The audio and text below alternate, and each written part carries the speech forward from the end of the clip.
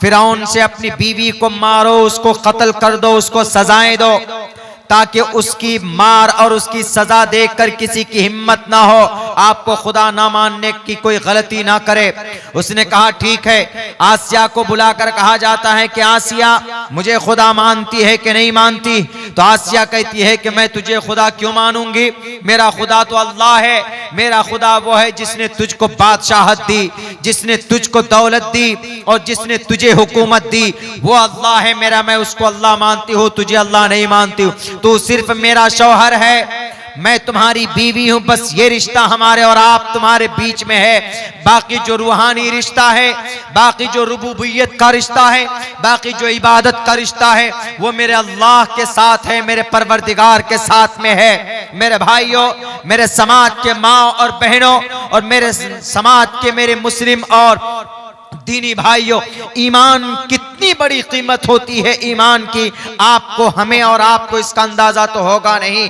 आसिया को कहा गया कि अगर तूने नहीं माना, मुझे खुदा नहीं माना, तो मैं तुझे लटका दूंगा, तुम्हारे दोनों हाथों में कील ठोक दूंगा, दीवार से सटाकर, दीवार से चिपकाकर दोनों हाथों में कील ठोका गया और दोनों पैरों में भी कील ठोका गया। आसिया दर्द से तड़पने लगी थी, लेकिन आसिया से फिर कहा जाता है कि आसिया, क्या तू ईमान अल्लाह पर लाती है कि फिरौन पर लाती है? आसिया कहती है कि ए फिरौन, तू फिरौन है, तू जालिम है, तो खुदा नहीं हो सकता है। खुदा वो होता है जो अपने रब पर, जो अपने बंदे पर जुल्म नहीं करता। वमा रब्बुका बिज़ल्लामिल लिल आबिद, वो जुल्म नहीं करता है। तू जालिम है तो खुदा नहीं है। तुझे डर है कि लोग तुझे कहीं खुदा कहना ना भूल जाए, इसलिए तू मेरे ऊपर ये जुल्म कर रहा है। तुझे जितना जुल्म करना है तू कर ले, मैं तुम्हारे जुल्म से तंग आकर अपने ईमान का सौदा नहीं करना चाहती, कभी भी नहीं कर सकती। उन्होंने कहा कि नहीं मानोगी तुम? कहा कि बिल्कुल नहीं मान सकती। कहा एक काम करो लोगों, आसिया के खाल को उखाड़ दो। खाल खींच दिया जाता है, पूरे बदन पर नमक छिड़क दिया जाता है, दर्द से तड़पती है, लेकिन फिर भी अल्लाह की जात पर ईमान और एतमाद और एतकाद रखती। मेरे भाइयों, इसी पर बस नहीं किया, जब फिरौन ने देखा कि ये आसिया मानने वाली नहीं है, आखिरी फैसला, इसको मौत के घाट उतार दो। फिरौन ऑर्डर देता है, इसको जिंदा रहने मत दो, इसको पीस दो।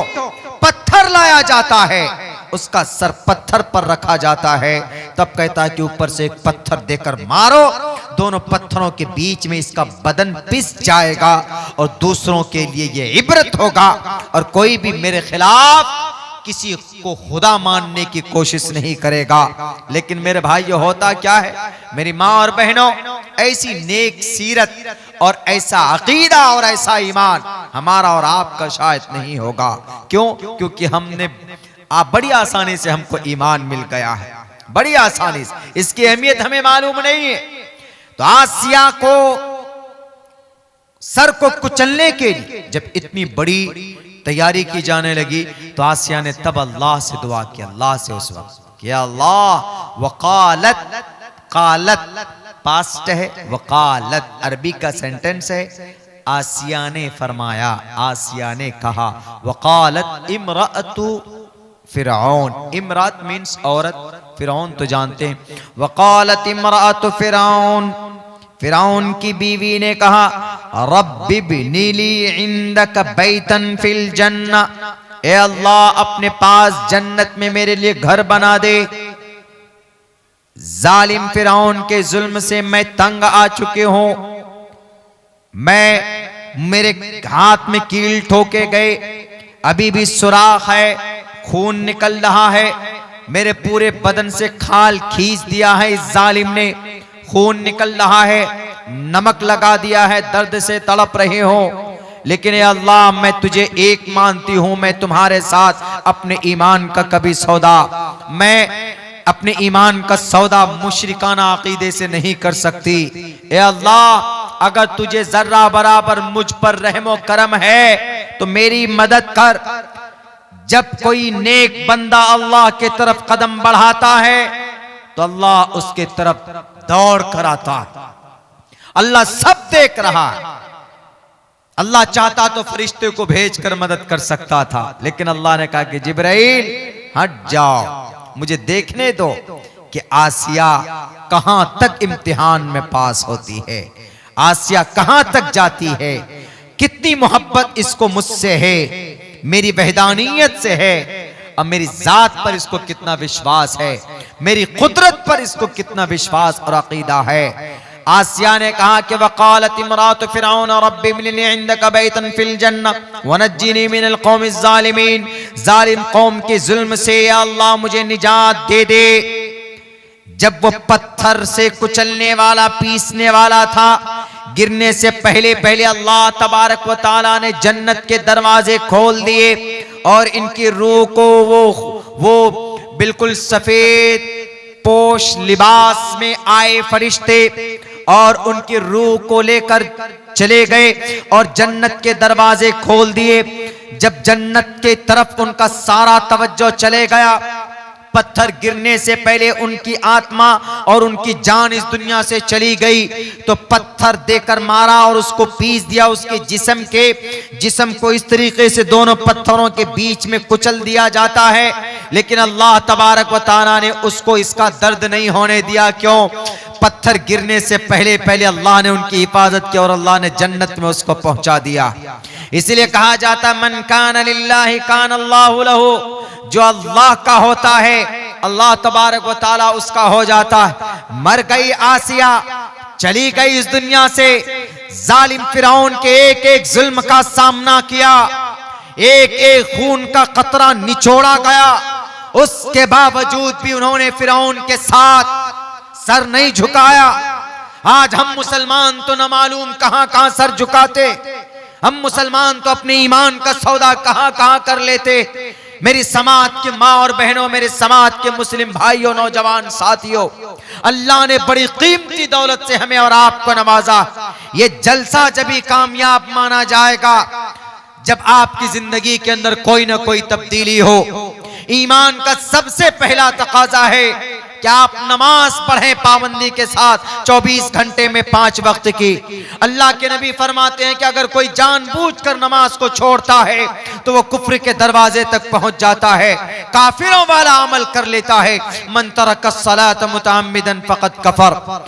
नमाज तो पढ़ सकते हैं, खड़े होकर नहीं पढ़ सकते, बैठ कर पढ़िए, बैठ कर नहीं पढ़ सकते, लेट कर पढ़िए, लेट कर नहीं पढ़ सकते, इशारे से पढ़िए। अल-गर्ज नमाज पढ़िए जरूर। जवानों जवानी नमाज के पीछे लगाओ, मस्जिद में बैठकर कुरान करीम की तिलावत करो। सुबह बैठकर आपको ताज्जुब होगा। अभी 23 नवंबर को मेरा एक प्रोग्राम महाराष्ट्र में था, उनकी सीरत पर मुझे बात करनी थी। उसका नाम था शेर हिंदुस्तान फतेह अली खान टीपू सुल्तान। उसकी जिंदगी में एक वाकया सामने आया। नौजवानों, आपके लिए आपकी जिंदगी बाइक चलाने के लिए नहीं है, आपकी जिंदगी सिगरेट पीकर धुआं उड़ाने के लिए नहीं है, आपकी जिंदगी इस्लाम का कलीमा बुलंद करने के लिए, आपकी जिंदगी कुरान का पैगाम घर घर तक पहुंचाने के लिए, आपकी जिंदगी झूठ से दूर हो, आपकी जिंदगी पाक पवित्र हो, आपकी जिंदगी रातों को मोबाइल फोन के अंदर नहीं होना चाहिए। वो खेसारी लाल, वो जनाब पता कौन कौन लाल, वो जनाब सलमान खान, फला खान, यह आपकी जिंदगी का रोल मॉडल नहीं है। आपको तबाह करने वाले हैं। आपकी जिंदगी का रोल मॉडल कौन? नबी पाक अलैहिस्सलाम हो सकते। आप अलैहिस्सलाम की जिंदगी का रोल मॉडल अबू बकर हो सकता है, उमर फारूक हो सकता है। आपकी जिंदगी का रोल मॉडल हमारे सलफ़े सालिहीन हो सकते हैं। कुरान और सुन्नत है आपकी जिंदगी का पैटर्न और आपकी जिंदगी का निसाब। ये film actress, film Hindustan actress और एक्टर्स नहीं है। वो टीपू सुल्तान की जिंदगी में एक वाकया पेश आया 1790 में। 1790 में टीपू सुल्तान की उम्र कितनी थी? 1790 में तकरीबन उसकी उम्र उस वक्त में मेरे ख्याल से 38 या 39 साल। पूरी उम्र टीपू सुल्तान की कितनी रही है? 49 साल, यानी 50 साल में 1 साल कम। तो उनको एक मस्जिद की बुनियाद डालनी थी श्रीरंगापट्टनम मैसूर में। टीपू सुल्तान को। वो मस्जिद आज भी है श्रीरंगापट्टनम में, आप जाकर देखिए, बहुत खूबसूरत मस्जिद है। मैं उसमें गया हूं, मैं उसमें नमाज भी पढ़ के आया। तो वो श्रीरंगापट्टनम में 1790 जब मस्जिद की बुनियाद डालने के लिए हम लोग भी कोई अच्छा काम करते हैं तो इमाम साहब को बुलाते हैं, किसी आलिम दीन से मशवरा करते हैं, तब जाकर कोई कदम बढ़ाते हैं। तो उन्होंने जितने भी अपने आसपास के उलमा थे, टीपू सुल्तान ने सबको बुलाया, सबको बुला करके कहा कि मैं मस्जिद बनाना चाहता हूं।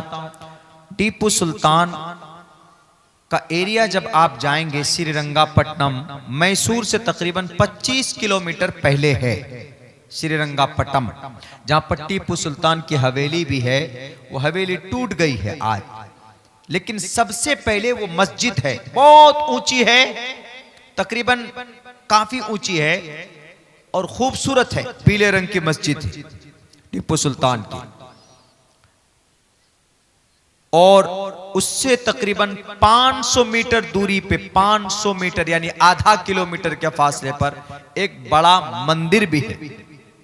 यानी पहले जमाने में राजा महाराजा, चूंकि उनके पास दोनों तरह के आवाम होते थे, हिंदू भी और मुस्लिम भी, तो उस वक्त राजा इस बात की रियायत करते थे कि मुस्लिम के लिए मस्जिद और हिंदू के लिए मंदिर। और हिंदू राजा भी कहीं कहीं ऐसा करते थे, कहीं कहीं, सब नहीं। अगर मुस्लिम है उनके इलाके में तो जहां मुस्लिम है उनके लिए मस्जिद, और जहां हिंदू है उनके लिए मंदिर, जहां क्रिश्चियन है उनके लिए चर्च। इसीलिए राजा चीरानंद ने भारत की सबसे पहली मस्जिद बनाई कालीकट में, भारत की सबसे पहली मस्जिद। क्यों? अरब से जो मुसलमान आते थे तिजारत करने के लिए, तो नमाज पढ़ने के लिए जगह नहीं होती थी, तो राजा चीरानंद जो हिंदू राजा था, तो सबसे पहले मस्जिद बनाई केरला के अंदर में, केरला कालीकट के इलाके में। तो टीपू सुल्तान ने कहा कि मैं मस्जिद बनाना चाहता हूं, और इस मस्जिद की बुनियाद उस आदमी के हाथों से रखवाना चाहता हूं जिसकी कभी भी, जो साहिबे तरतीब हो। साहिबे तरतीब किसको बोलते हैं? उमूमन उसको बोलते हैं जिसकी बालिग होने के बाद, यानी इस्लाम में जब लड़का बालिग होता है तकरीबन 14-15 साल में, बालिग होने से लेकर उसकी जिंदगी तक, जब तक उसकी उम्र है तब तक उसकी कभी भी फर्ज नमाज कज़ा ना हुई हो, यानी टाइम पे नमाज पढ़ा हो, टाइमली नमाज का टाइम हुआ नमाज पढ़ ली, कभी भी कज़ा ना हुई, उसको साहिब तरतीब उमूमन बोलते हैं, नमाजी। तो उसने ऐलान किया कि मस्जिद की बुनियाद वही डालेगा जो साहिब तरतीब हो, जिसकी कभी फर्ज नमाज कज़ा ना हुई हो। बड़े बड़े अल्लाह वाले, बड़े बड़े आलिम दीन वहां मौजूद थे, उसके बावजूद भी कोई नहीं आगे बढ़े, क्योंकि हर किसी की नमाज कज़ा हुई, एक वक्त की, 2 वक्त की हुई होगी, हो जाती है। आदमी अगर कहीं किसी काम में है तो भाई दूसरे वक्त में पढ़ लेता है, चलो, लेकिन उसने कहा कि नहीं, टाइमली पढ़ा हो, दूसरे टाइम पे ना पढ़ाओ, इज्तिमा बैन सलात न किया हो, टाइमली पढ़ाओ। अब ये बहुत हार्ड और कंडीशन लगा दी, तो कोई जब नहीं पहुंचा तो वो टीपू सुल्तान खुद आगे बढ़ा। 38 साल का जवान है आज हमारा, 38 साल का जवान, मोबाइल चेक करो उसका, 38 फिल्में मिल जाएंगे, 38 फिल्में। मैं आया हूं कलकत्ता से लेकर यहां तक, मेरे नीचे करीब में एक जवान बैठा, पूरे रास्ता गाना सुनता हुआ आया, पूरे रास्ता।